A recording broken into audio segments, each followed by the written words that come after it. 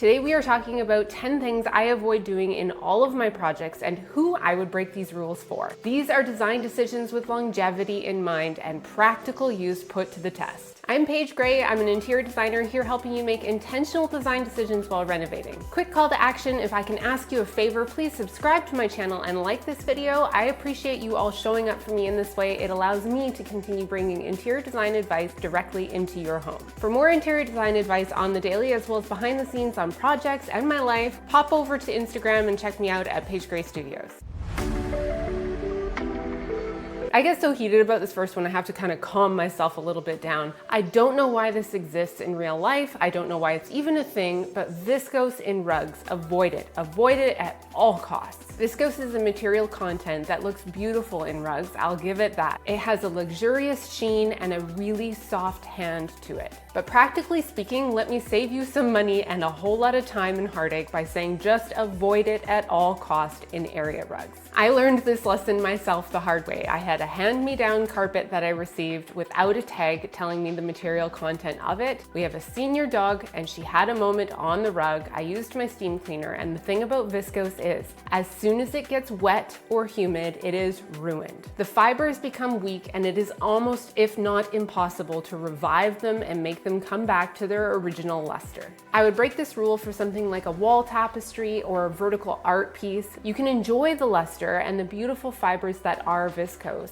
but do it on a vertical surface where you're not going to worry about it getting wet and you can enjoy it long term.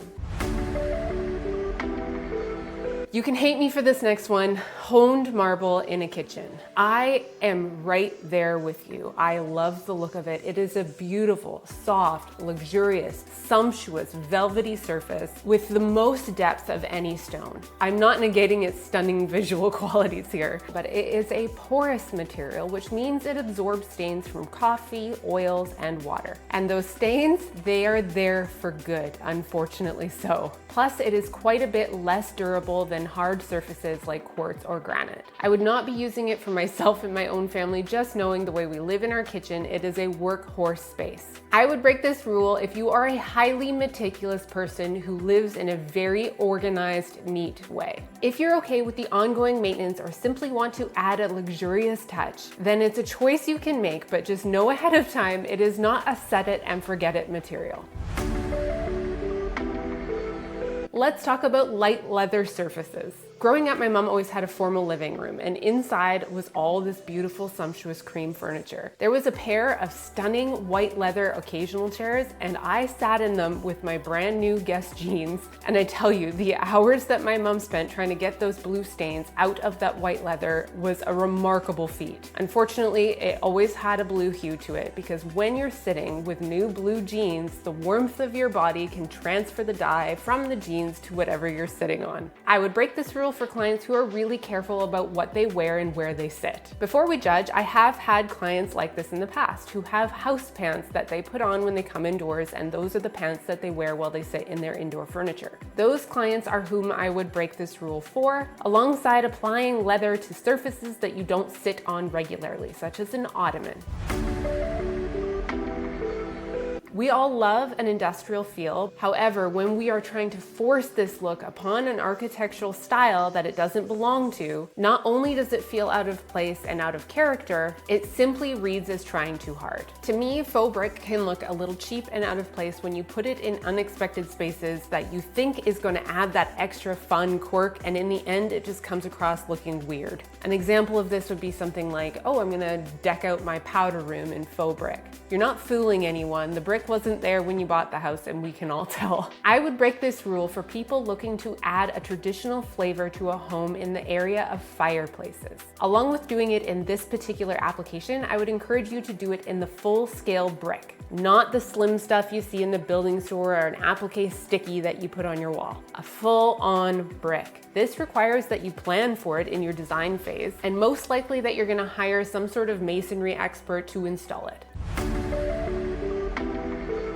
There are a lot of furniture manufacturers out there that will apply this next rule that I really try not to break because it's less expensive or the manufacturing processes utilize a different type of labor. Veer away from exotic woods unless you live where that wood grows from the ground. Exotic woods can be beautiful and we can appreciate it from a distance. However, importing them can have harsh environmental consequences, not to mention the labor values that you wish to stand behind as a consumer. These are all things to just keep in mind. I would break this rule for antiques and heritage pieces that you've acquired over time as hand-me-downs from generations past. I have a few trinkets and treasures that are made from exotic woods that I've received from my great-grandmother and one from my grumpy. I'm not here to break storytelling habits in your home, but I am here to hold you accountable to keep it authentic to who you are. Locally sourced materials are always a better option. And if they're part of your region's cultural or architectural heritage, it brings an added nuance to your space. Can we take a moment and talk about textured ceilings? Textured ceilings like popcorn or orange peel ceilings with a heavy texture were once popular, but I would now consider them outdated and difficult to maintain. Not only do they catch dust, they also capture all those little spidey webs that we're all guilty of having. I would break this rule if you are a musician or a sound engineer looking to soundproof your room. Textured ceilings, especially acoustic paneling, can be a very practical application for these types of scenarios. It's a functional choice for creative spaces like sound studios or theaters, but only where the ceiling's texture serves a very direct purpose. We all want our home to be able to expand and greet guests and make them feel comfortable and at home. However, Murphy beds in small spaces is something I would absolutely avoid. The goal is to make whoever's coming feel comfortable and at ease. Feeling like you've cramped them into a closet is not the ultimate objective. Also, while I'm on this thought, don't stick a Murphy bed in a multi-use room. No guest coming to your home wishes to wake up in the morning and roll over to a sewing machine and mountains of yarn. If you only have this type of space, I would suggest biting the bullet and investing in a hotel for a few nights.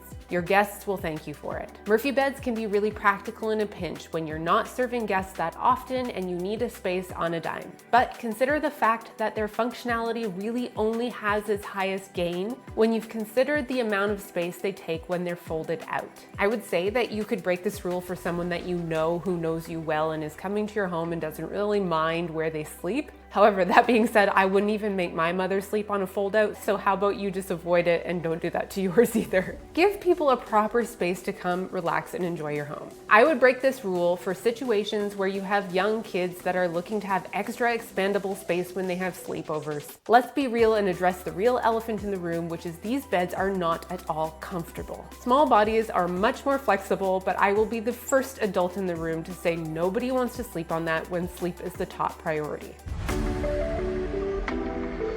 I won't say with certainty that this trend will not repeat itself. However, for now, let's avoid mirrored furniture, especially the ones with the bevels. I feel like they're just trying really hard to be luxe. You see them everywhere. They're in HomeSense, they're on Facebook Marketplace. We've all had a piece. It's done. It's done. We can put it to bed. Mirrored furniture might look glamorous in the moment, but what I find is it reflects spaces that you don't often think about. Unless you're dusting behind your nightstands, don't give your guests the opportunity to see the dust bunnies behind them. And as precious as it is, I'm a mom of two. I love the little fingerprints. I don't want little finger smears all over every item of furniture in my home. We're really just waiting for the next revival of this trend, unless you have an antique piece that is something that you really love or that's been handed down and has a story to it. That's who I would break the rule for. But as for new purchasing habits, no, I just wouldn't go there. I don't think there's a single time.